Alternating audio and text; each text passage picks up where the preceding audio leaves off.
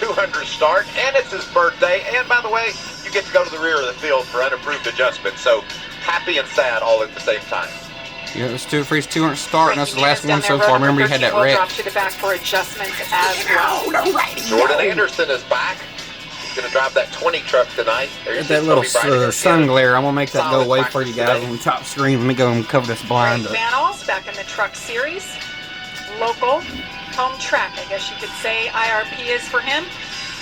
All right, we have two pit reporters covering all the action for you tonight. Josh Sims and Caitlin Vinci. Good evening, Josh. Well, Jamie, it's also always a great night when you have Ross Chastain, a Cup star, racing. Something to keep an eye on all night tonight. Not only for these guys, but for the other truck drivers. It is very, very muggy, and that can catch up with you really quick in the race vehicle.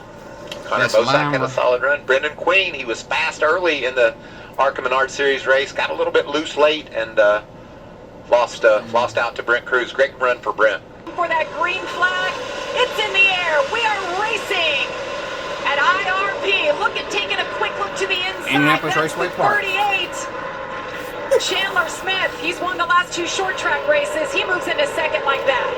But he's got a challenge on the outside. We saw what an advantage Heim took on the start of this race, starting on the low side. We'll see if that's a trend all night long. Look at that, 3 and 4 wide behind him. There it is. We've already said it, Regan. First lap, we got it out already, and it's going to happen a lot more tonight. Little curious about the start on the outside for Ty Majeski. Appeared he maybe spun the tires just a little bit, and that's something we'll have to pay attention to. Well, if you watch the ARCA race, the bottom lane launched better all night, all day long. So that could be where the leader will pick every time. We'll see. Just love the battles that we're seeing right here, and this track really induces that. It allows you to pick a different lane and try something different, go where they're not. Lane Riggs, I know, Michael, you felt really good about his truck all day long. Moving forward, they're getting a spot from Tyler Ankerman. Yeah, he just made that move, and you saw he was all the way down on the apron, but that is going to be normal tonight. You're going to be able to run really wide, really low, whatever your truck likes. You're going to be able to take advantage of that grip wherever you can find it.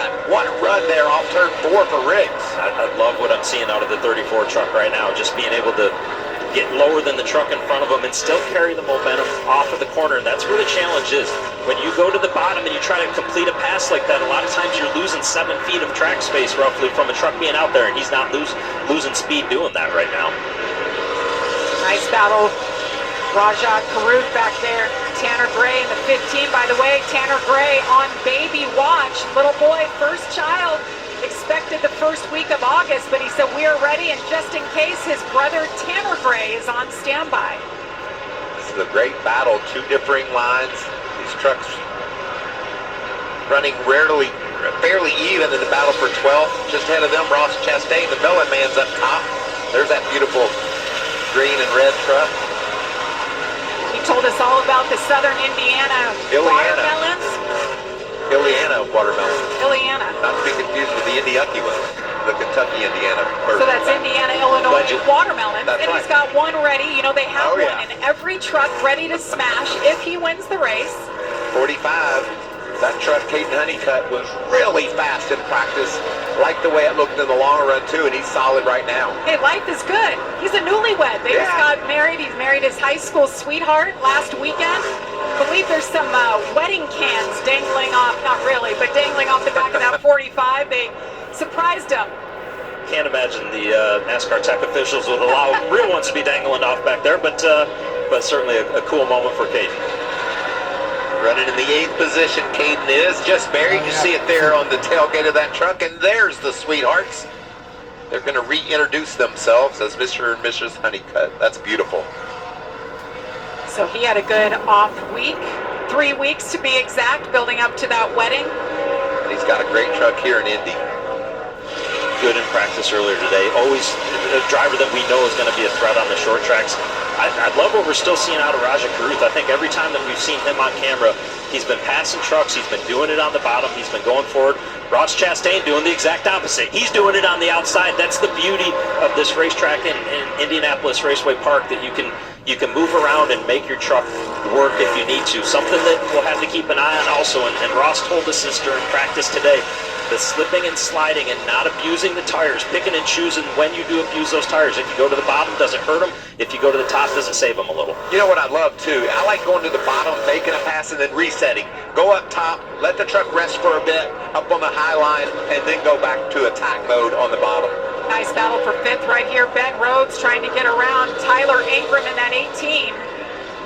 Talked to Ben earlier today before practice, and I said, we gonna get any practice in or what? He said, I'm in my suit and I'm ready, Mike. And you can tell he is ready. Good trap early for Ben. Ben Rhodes, one of those guys. He's a 2-time champion, but far from safe. In fact, he's 68 points out at the start of this race. So talk about a must-win situation. He's pretty much in it. Watch this 34 truck. I've been watching the lap times, the scoring monitor. He's definitely lap after lap the fastest truck other than Corey Heim. Corey's got some clean racetrack. Lane is making his way through some heavy race traffic, and he is very, very fast right now. You can see how, I'm sorry, Jamie, you can see how well that thing sticks down low as we look at Corey Heim on the other side of the screen with no traffic ahead of him. That's right. It's clean sailing up there for Corey Heim in the 11. He's now led in all 16 races this season. Most laps led. Look at that, just hit 1,000. Just an incredible stat to be at this point of the year with so many races left to go in the season, to let that many laps, and that's not the only stat that we're going to see from him. He's going to break a lot of other records in the Craftsman Truck Series this year.